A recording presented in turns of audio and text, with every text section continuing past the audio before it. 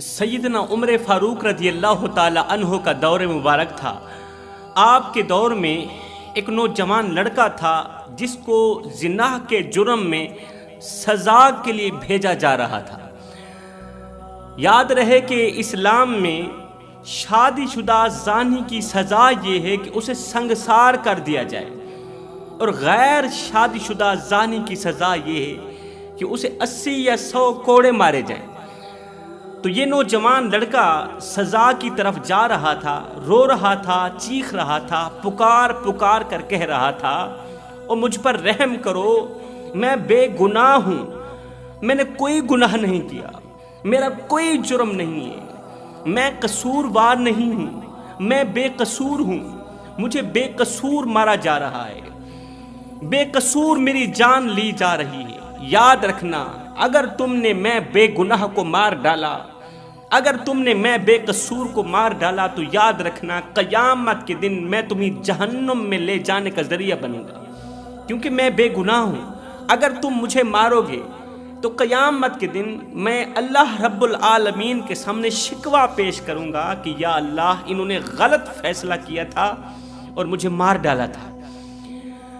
یہ جملے کہتا ہوا یہ نوجوان سزا کی طرف جا رہا تھا کہ ادھر سے حضرت سیدنا علی المرتضیٰ شیر خدا کرم اللہ وجہ الکریم کا گزر ہوا۔ حضرت سیدنا علی نے جب اس نوجوان کے درد بھرے جملے سنے تو حضرت علی کے قدم رک گئے۔ حضرت علی نے سرکاری اہلکاروں کو روکنے کا حکم فرمایا اور اس نوجوان سے پوچھا کہ تیرا کیا معاملہ ہے؟ اس نوجوان نے کہا، حضرت میں بالکل ہی بے قصور ہوں، میرا کوئی قصور نہیں ہے، میں نے کوئی گناہ نہیں کیا، مگر کیا کروں کہ دعویٰ کرنے والی کوئی اور نہیں، وہ میری ماں ہے، میرے خلاف مقدمہ درج کرنے والی کوئی اور نہیں، میری ماں ہے۔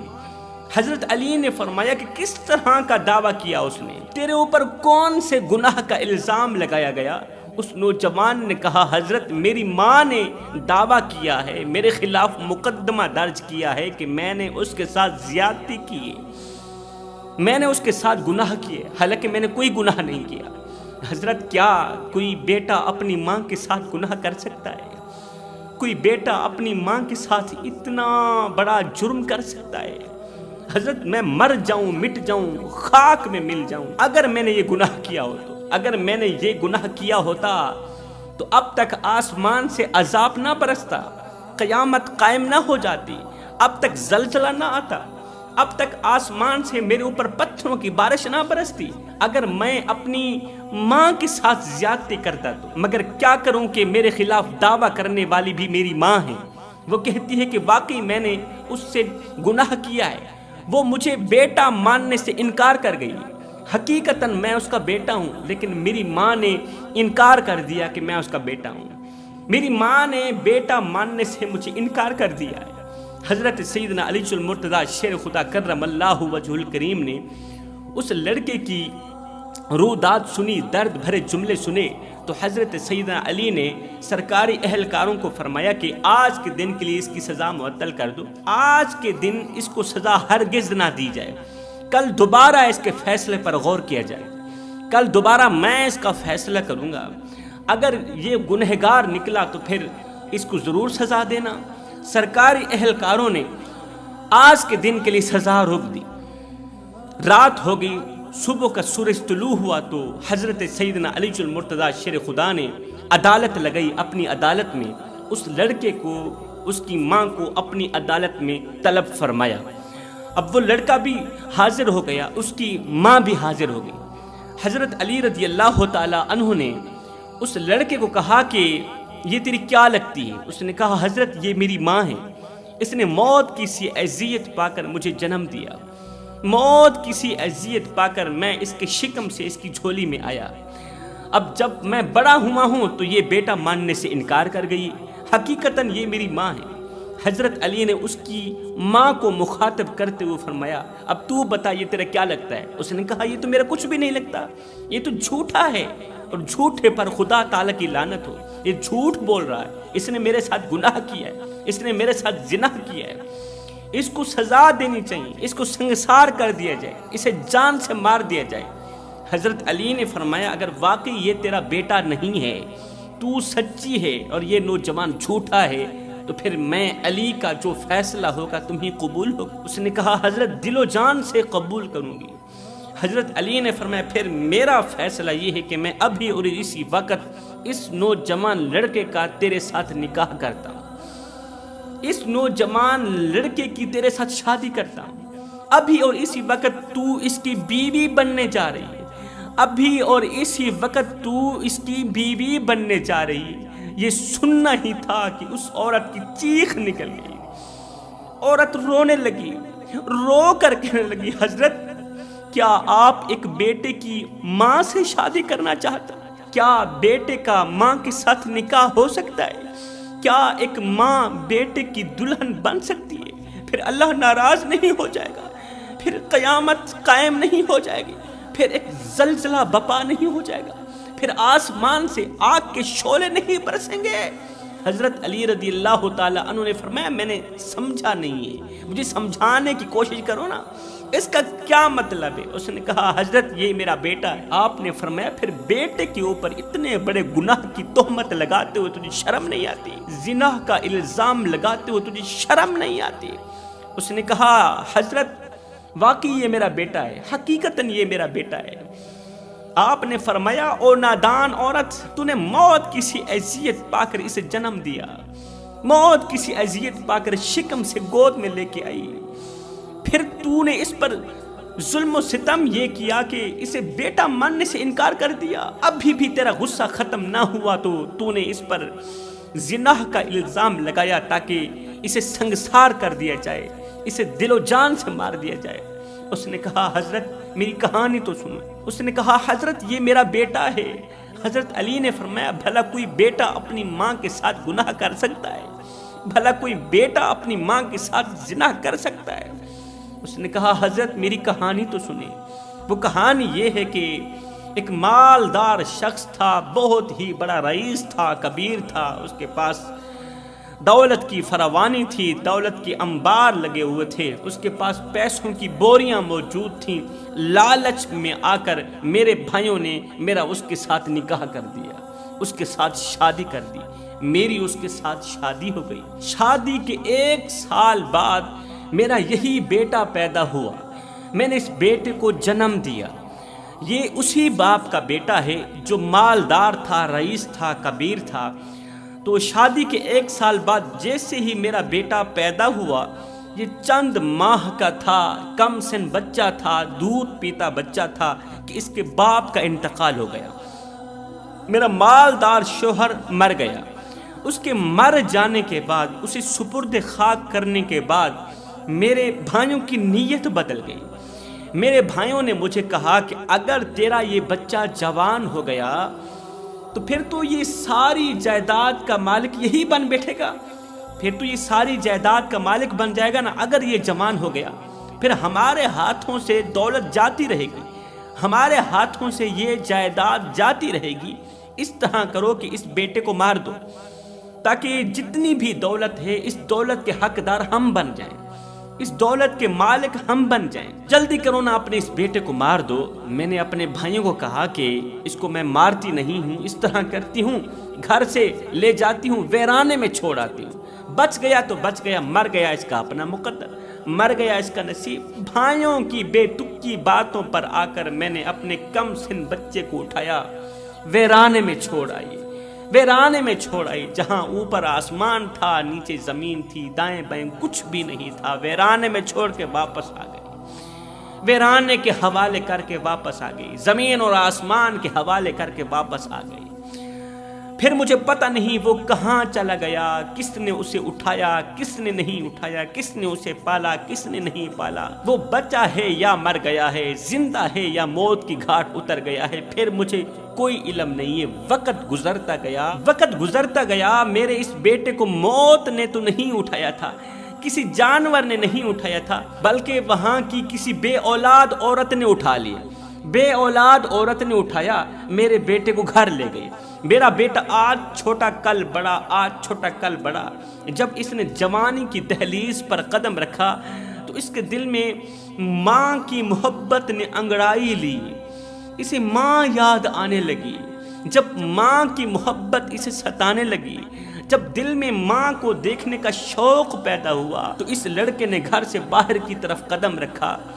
کہاں جا رہا ہے؟ اپنی محبت کو تلاش کرنے کے لیے جا رہا ہے، ماں کو تلاش کرنے کے لیے جا رہا ہے۔ یہ ہر حال میں اگلا وقت ماں کے ساتھ گزارنا چاہتا ہے، یہ ماں کی خدمت کرنا چاہتا ہے۔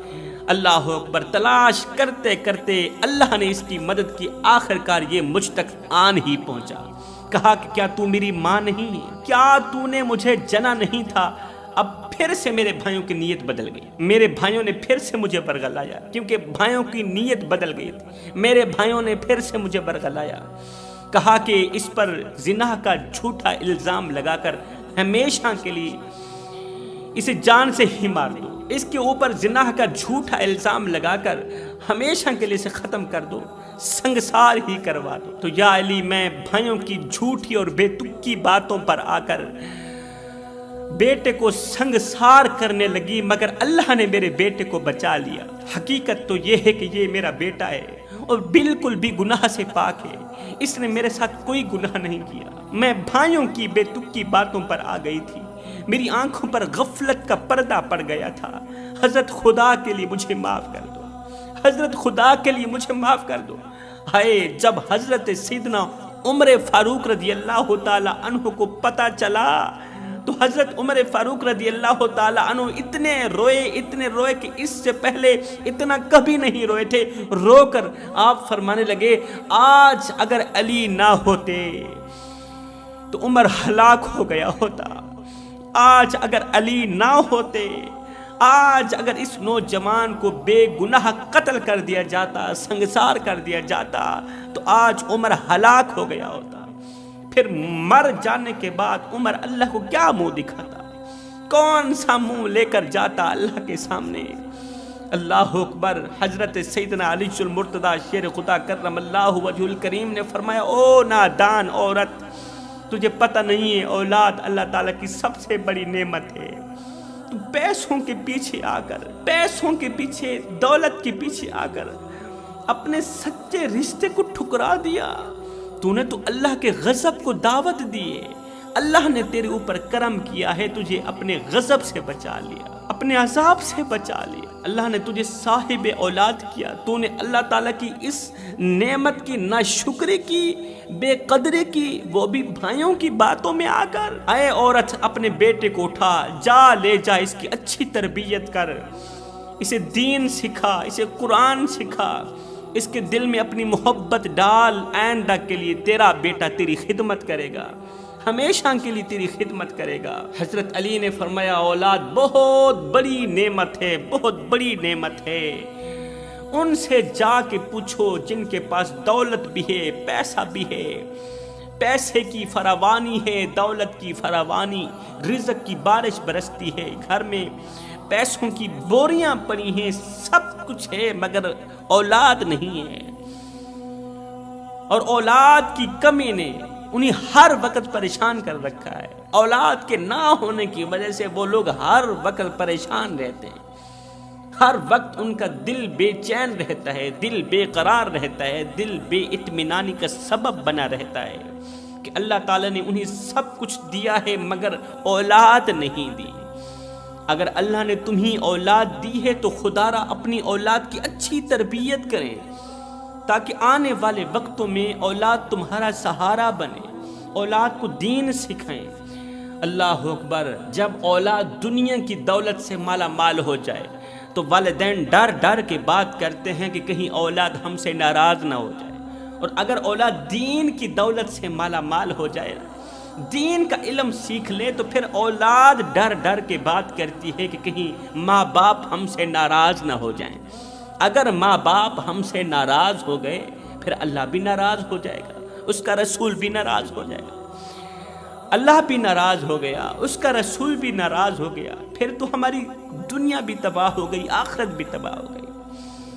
آج ماں مولوی کے پاس بیٹھی ہے، باپ پیر کے پاس بیٹھا ہے، پیر کے قدم دبا رہا ہے اور عرضیاں کر رہا ہے، پیر صاحب کیا کروں، اولاد بے وفا نکلی ہے، اولاد دکھ دیتی ہے، درد دیتی ہے، اولاد نے جینا حرام کر دیا۔ 2 سال پرانی کھانسی لگی تھی، پوری رات کھانستے ہوئے گزر جاتی ہے، نیند نہیں آتی، ساری رات تارے گنتے ہوئے گزر جاتی ہے، ہر وقت دل بے چین رہتا ہے، دل بے قرار رہتا ہے، مگر آج تک اولاد نے نہیں پوچھا ابا تو کس طرح کی زندگی گزار رہا ہے، تیرا حال کیسا ہے، تیری طبیعت کیسی ہے، اور تیرا بخار اترا ہے نہیں اترا، تیری کھانسی اتری ہے نہیں اتری۔ اللہ اکبر، پیر صاحب سینے پر غموں کا بوجھ ہے، دکھوں کے انبار لگے ہوئے ہیں، بوجھ کو ہلکا کرنے کے لیے کوئی بیٹا قریب نہیں بیٹھتا، کسی کو آج تک درد نہیں سنائے، کسی کو دکھ نے نہیں سنائے۔ دعا کرو کوئی ایسا ساتھی مل جائے جو میرے دکھ سنے، درد سنے اور میرے سینے کا بوجھ ہلکا ہو جائے۔ لیکھاں وچ بچھوڑے رہ گئے، رو اتھروں تھوڑے رہ گئے، کس سے بھی میرا حال نہ پوچھیا، ہاتھ بھی میرے جوڑے رہ گئے۔ پتر ہن تے آ جا، ہن گل چلا، کیونکہ زندگی دے دن تھوڑے رہ گئے، لیکھاں وچ بچھوڑے رہ گئے۔ سیدنا علی المرتضیٰ شیر خدا کرم اللہ وجہہ الکریم نے فرمایا، اولاد کی اچھی تربیت، اولاد کا اچھا کردار، اچھا اخلاق قیامت کے دن ماں باپ کی بخشش کا ذریعہ بنتا ہے۔ اگر اولاد کو حافظ قرآن بناتے ہو پھر تو پکا جنت کا ٹکٹ ہو گیا نا، اللہ اکبر۔ اگر اولاد کو دیندار بناتے ہو قیامت کے دن یہی اولاد تمہاری بخشش کا ذریعہ بنے گی۔ جوانوں، آج ہماری جوانیاں کس رخ پہ چل پڑی؟ کہاں گیا ہمارا وہ جذبہ؟ کہاں گئی ہماری وہ محبت؟ کہاں گیا ہمارا وہ عشق جو کہ ہم آقا نامدار کے ساتھ کیا کرتے تھے؟ آؤ میں تمہیں ایک درد بھری کہانی سناتا ہوں۔ دلہی کی سرزمین پر ایک نوجوان کی بارات جا رہی تھی۔ ایک بازار سے گزرتی ہوئی ایک نوجوان کی بارات جا رہی تھی تو آگے سے گولیوں کے چلنے کی آواز آئی۔ نوجوان دولہے کی ماں نے پوچھا کہ یہ آواز کس کی آ رہی ہے؟ تو کسی نے کہا جی یہ آواز گولیوں کی آ رہی ہے۔ آقا نامدار کی عزت اور ناموس کے لیے نوجوان سینہ تان کے گولیاں کھاتے جا رہے ہیں، ختم نبوت کی تحریک چل رہی ہے اور یہ گولیوں کی آواز وہاں سے آ رہی ہے۔ اس عورت نے کہا اچھا، ادھر سے نوجوان آقا کی عزت اور ناموس کے لیے گولیاں کھا رہے ہیں، ادھر سے میرا نوجوان دولہا بن کر گھوڑی پر بیٹھا ہے، یہ کیسے ہو سکتا ہے؟ جیسے ہی ماں نے سنا تو ماں نے کہا باراتیوں اپنے اپنے گھروں کو چلے جاؤ، اب یہ بارات لڑکی کے گھر نہیں جائے گی، اب یہ بارات سیدھا مدینے کو جائے گی۔ ماں نے ہاتھ بڑھایا، دولہے کو گھوڑی سے نیچے اتارتے ہوئے کہا اے میرے بیٹے، وہ دن آ گیا ہے جس دن کے لیے میں نے تجھے جنا تھا، یہ وہی دن ہے جس دن کے لیے میں نے تجھے دودھ پلایا تھا، جا میرے بیٹے، آقا کی عزت اور ناموس کے لیے قربان ہو جا اور اپنی ماں کا دودھ بخشوا۔ بیٹے اب میں تیری شادی اس دنیا میں نہیں، اب تیری شادی اس دنیا میں کروں گی اور تیری بارات میں آقا نامدار کو دعوت بھی دوں گی۔ بیٹے جا آقا کی عزت پر قربان ہو جا، بیٹے جا آقا کی عزت پر قربان ہو جا تاکہ میں فخر کر سکوں میں عام کی ماں نہیں، میں شہید کی ماں ہوں۔ ہائے بیٹا بھی تو فرما بردار تھا نا۔ بیٹے نے جیسے ہی ماں کے جملے سنے بیٹے نے اپنا رخ بدلا، انہی لوگوں کی طرف اپنا رخ کیا جہاں سے گولیوں کی آوازیں آ رہی تھی، جہاں سے گولیوں کے چلنے کی آوازیں آ رہی تھی اور نوجوان سینہ تان کے گولیاں کھاتے جا رہے تھے۔ کسی نے پوچھا دلہے نوجوان یہ کیا کر رہے ہو؟ کہا چپ کر، آج تک پڑھتا رہا ہوں، اب عمل کرنے کا وقت آ گیا ہے۔ اللہ اکبر، میدان میں اترا، کسی نے ٹانگ پر گولی ماری، ران پر گولی لگی، زمین پر گرا، ایک گرجدار آواز میں کہا او ظالم، عشق مصطفیٰ سینے میں ہے اور تو گولی ٹانگ پر مارتا ہے۔ بھئی جہاں عشق مصطفیٰ ہے وہاں گولی کیوں نہیں مارتا؟ ٹانگ پر کیوں ماری ہے؟ سینے پر مار، جہاں عشق مصطفیٰ کی شمع چلی ہے سینے پر گولی مار تاکہ میرا تن بھی روشن ہو جائے، میرا من بھی روشن ہو جائے۔ بڑی مشکل سے ایک بار پھر سے زمین سے اٹھا، سینے پر گولیاں کھاتا رہا یہاں تک کہ سینہ زخموں سے چور چور ہو گیا، زمین پر گرا، وہیں شہید ہو گیا۔ اب اس شہید دولہے نوجوان کو جب ماں کے سامنے لایا گیا نا تو بجائے رونے کے، بجائے ماتم کرنے کے، ماں نے غور کیا، جتنی بھی گولیاں تھیں ساری کی ساری سینے پر لگی ہوئی تھی، کندھے پر ایک گولی بھی نہیں تھی۔ ماں نے کہا بیٹے شکر ہے کہ تو نے سینے پر گولیاں کھائی ہیں، اگر تو کندھے پر ایک گولی بھی کھا لیتا قیامت تک تجھے تیرا دودھ معاف نہ کرتی، تجھے دودھ نہ بخشتی۔ پھر ماں نے کیا کیا، گرد نواح رونے والی عورتوں سے مخاطب ہو کر کہا، او عورتوں تم کیوں رو رہی ہو؟ او مجھے مبارکباد دو، اس لیے کہ میں عام کی ماں نہیں، میں تو مصطفیٰ کے غلام کی ماں ہوں، اس لیے کہ میں عام کی ماں نہیں، میں شہید کی ماں ہوں، میرا بیٹا شہید ہوا ہے، تم مجھے مبارکباد دو، رو کیوں رہی ہو؟ میرے بیٹے نے سینے پر گولیاں کھا کر امت کے نوجوانوں کو سبق دیا کہ جب بات نبی کی عزت کی آ جائے، جب بات نبی کی ناموس کی آ جائے، پھر اپنی جان تو کیا اپنا تن بھی قربان کر دینا، من بھی قربان کر دینا، اپنا سب کچھ قربان کر دینا۔ وہ تھیں اسلام کی مقدس شہزادیاں جن کی گود میں اسلام پلتا تھا۔ انہوں نے اولاد کی تربیت کس طرح کی، اولاد کے دل کے اندر آقا کا پیار کس طرح ڈالا، آقا کریم کی محبت کس طرح ڈالی۔ اس لیے میں کہتا ہوں اولاد کو دین کا علم دیں، دین سکھائیں، نبی کی سیرت پڑھ کر سنائیں، نبی کا کردار پڑھ کر سنائیں، نبی کا اخلاق پڑھ کر سنائیں۔ قسم خدا کی تمہاری اولاد کی دنیا بھی سنور جائے گی، آخرت بھی سنور جائے گی۔